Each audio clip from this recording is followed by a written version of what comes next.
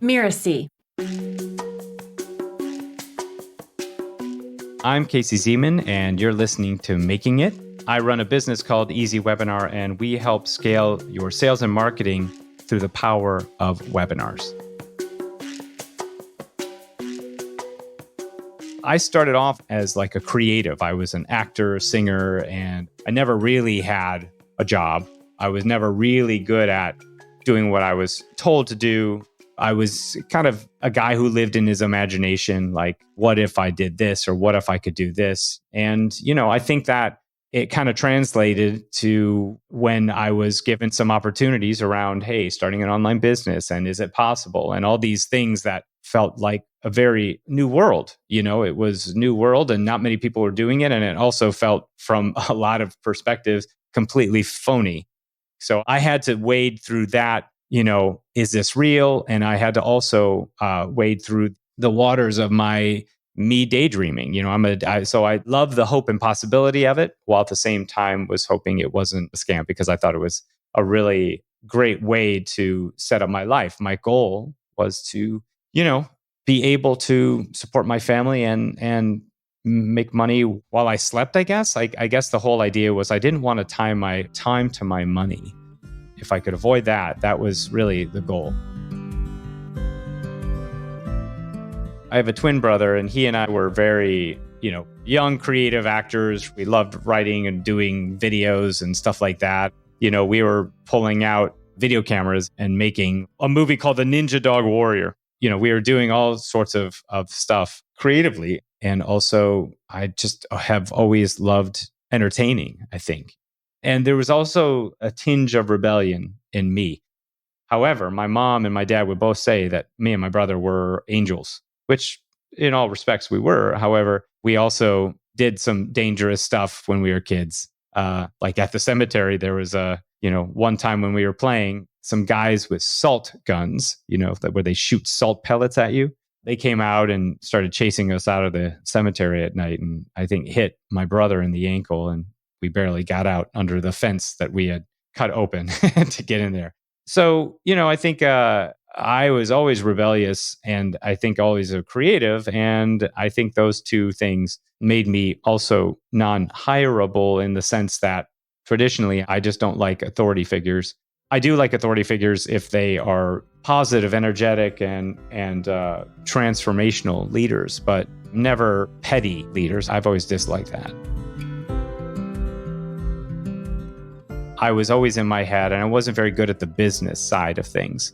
And as an actor, it's actually more about the business than your abilities. If you can hustle and get in front of people and know how to do that, that's going to serve you more. So I didn't have any business sense, and I assumed that I would be just able to ride in on my talents, but that wasn't the case.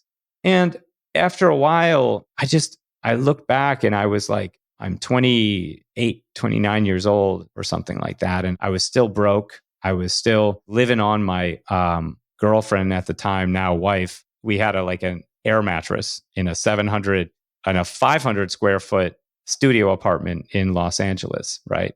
And I just decided at one point I didn't want to be broke anymore. So I went into real estate, and that worked until the market crashed. And that's when the whole online world and course creation and all those things came into play. Since then, I've kind of dabbled back in, not necessarily as an actor, but I have a show that was written all about adoption, because my wife and I have adopted. We've had our sons home for almost 4 years now. And I had a show written all about adoption because I believe so strongly in it. And I still like the world of entertainment. And I've now become sort of a business person, so I kind of understand the idea of marketing and ROI, and that plays out in the entertainment field as well. And so I'm now kind of dabbling in that too. So I learned about online marketing, and I told my wife that, hey, I think I'm going to go into this online marketing thing, or, do this thing where I create websites online or something like that. And she said, oh, my friend Frida's husband does that. I was like, oh, really? He does? And so he and I met up for coffee, and he told me all about online marketing. And he showed me all the things that you could do with it. And that was a pretty eye-opening experience because I realized what online marketing was and what I wanted to do. So I started to dig into YouTube and learning all about YouTube because one piece of advice my friend Chris Farrell gave me was choose one thing and focus on that and get good at it, which you're like, oh, that makes sense. I mean, I was good at acting, but I didn't know how to translate that to the online world. If I had known then, I probably would have said, oh, I'll create an acting course. But I chose YouTube and I liked video. And I eventually started to put out there that I was doing this and I started to get clients. There's no making it. There's the journey, and it's achieving these micro milestones that do feel daunting. And sometimes when you haven't seen that you can get there, feel like the road is unwalkable, But then when you get there, now you want to get to the next thing. And I think that for me, because I've been broke in my life, it terrifies me, right? I don't want to ever be broke again. Like I was broke for a long time in my life. I don't want to feel that way again. And so, that has to also feed into why we do what we do. But I will say that what making it does mean to me is being able to wake up, not have any obligations for that particular day, or being able to push pause on some obligations, to be able to spend as much time with my family as I want, to be able to go on vacation 60 days out of the year, right? Those are the way I've architected my life, right? So I've structured my life to be able to do that. The single biggest lesson from my journey has been protect what is yours. Make sure that if you're growing a personal brand, that you stay in control. And I would say that sometimes, we all look for the shiny object, but find something that works and double down on that. If you find one strategy that works for growth in your company and you're like, man, I want to try this other thing because I think the other thing is going to serve us better. Maybe the ROI is going to be better. Well, don't throw the baby out with the bathwater. And I think too many of us do that. So if you find something that works, double down on it and focus on that and try not to do a million different things at once.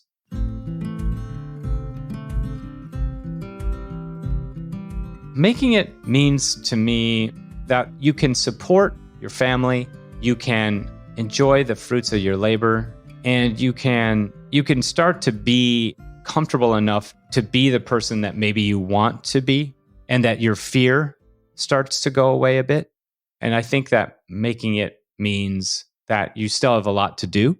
You're not done by any means. There's still way more that you could accomplish, but I think making it, if I had to say what it means to me is at this point in my life is that, me growing my company has allowed me to grow my family, support my family, work on passion projects that I love, and work on things that I love to do, And I think that's what it really means. I'm Casey Zeman, and you've been listening to Making It. You can find me at Casey Zeman on Instagram, or simply go to caseyzeman.com or easywebinar.com. Making It is part of the Mirasee FM podcast network, which also includes such shows as Course Lab and Just Between Coaches. This episode of Making It was produced by Danny Bermant and Geoff Govertsen.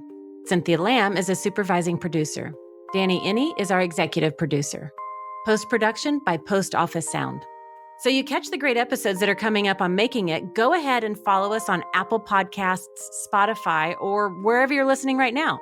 And if you like the show, please leave us a starred review. It's the best way to help us get these ideas to more people. Thank you, and we'll see you next time.